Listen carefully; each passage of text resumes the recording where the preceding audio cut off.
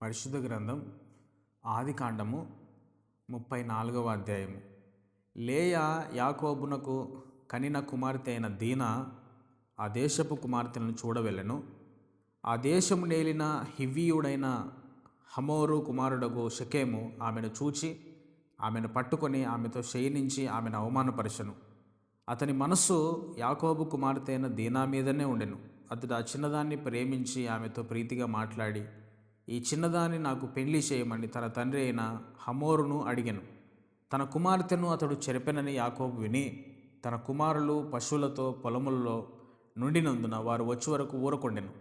షెకెము తండ్రి యగు హమోరు యాకోబుతో మాట్లాడుటకు అతని యొద్దకు వచ్చెను. యాకోబు కుమారులు ఆ సంగతి విని పొలంలో నుండి వచ్చిరి. అతడు యాకోబు కుమార్తెతో శయనించి ఇశ్రాయేలుల జనములో అవమానకరమైన కార్యము చేసెను. అది చేయరాని పని గనుక ఆ మనుషులు సంతాపం పొందిరి. వారికి మిగుల కోపం వచ్చెను. అప్పుడు హమోరు వారితో, షెకెము అను నా కుమారుని మనస్సు మీ కుమార్తె మీదనే ఉన్నది. దయచేసి ఆమెను అతనికిచ్చి పెళ్లి చేయుడి. మీ పిల్లలను మాకిచ్చి మా పిల్లలను మీరు పుచ్చుకొని మాతో వీయమంది మా మధ్య నివసించుడి. ఈ దేశం మీ ఎదుట ఉన్నది. ఇందులో మీరు నివసించి వ్యాపారం చేసి ఆస్తి సంపాదించుకొనుడని చెప్పాను.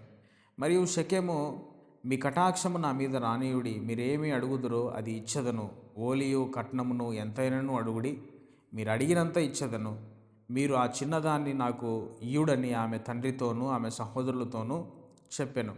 అయితే తమ సహోదరి అయిన దీనాను అతడు చెరిపినందున యాకోబు కుమారులు షెకెముతోనూ అతని తండ్రి అయిన హొమరుతోనూ కపటముగా అనినదేమనగా, మేము ఈ కార్యం చేయజాలము, మేము ఈ కార్యం చేయలేము. సున్నతి చేయించుకొనిన వానికి మా సహోదరిని ఇయ్యలేము, అది మాకు అవమానమగును. మీలో ప్రతి పురుషుడు సున్నతి పొంది మావలే నుండిన ఎడల సరి. ఆ పక్షమందు మీ మాట కప్పుకొని మా పిల్లలను మీకిచ్చి మీ పిల్లలను మేము పుచ్చుకొని మీ మధ్య నివసించదము. అప్పుడు మనము ఏకజనమగుదము. మీరు మా మాట విని సున్నతి పొందని ఎడల మా పిల్లలను తీసుకొని పోవుదుమని చెప్పగా, వారి మాటలు హమోరుకును హమోరు కుమారుడైన షెకెమునకు ఇష్టముగా ఉండెను.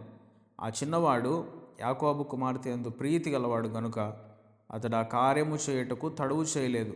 అతడు తన తండ్రి ఇంటి వారందరిలో గనుడు. హమోరును అతని కుమారుడైన షెకెమును తమ ఊరి గవిని యొద్దకు వచ్చి తమ ఊరి జనులతో మాట్లాడుచు, ఈ మనుషులు మనతో సమాధానముగా ఉన్నారు గనుక వారిని ఈ దేశమందు ఉండనిచ్చి ఇందులో వ్యాపారము చేయనీయుడి. ఈ భూమి వారికిని చాలినంత విశాలమై ఉన్నది కదా.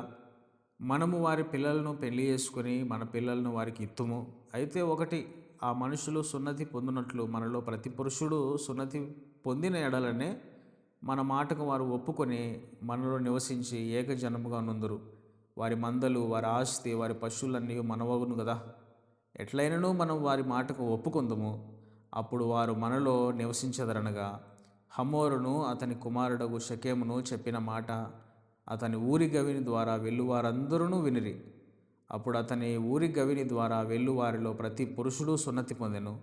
3వ దినమున వారు బాధపడుచుండగా యాకోబు కుమారుల్లో నిద్దరు అనగా దీనా సహోదరులైన షిమ్యోనును లేవియు తమ కత్తులు చేత పట్టుకుని ఎవరికీ తెలియకుండా ఆ ఊరి మీద పడి ప్రతి పురుషుని చంపిరి.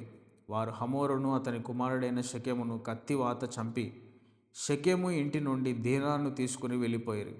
తమ సహోదరుని చెరిపినందున యాకోబు కుమారులు చంపబడిన వారు ఉన్న చోటికి వచ్చి ఆ ఊరు దోచుకొని వారి గొర్రెలను, పశువులను, గాడిదలను, ఊరిలోనిదేమి పొలంలోనిదేమి వారి ధనము యావత్తును తీసుకొని వారి పిల్లలందరినీ వారి స్త్రీలను చెరపట్టి ఇండ్లలోనదంతయు దోచుకుని.